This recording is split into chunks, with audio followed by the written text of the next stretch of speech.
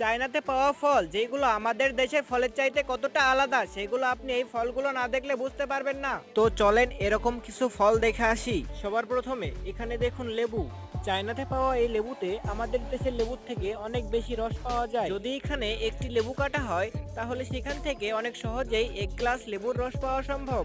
সঙ্গে এখানে পেয়ারা, আমাদের দেশেও লাল পেয়ারা পাওয়া যায়, চায়নাতে পাওয়া এই লাল পেয়ারা আমাদের বাংলাদেশের পেয়ারার থেকে অনেকটা আলাদা এবং সুস্বাদু হয়।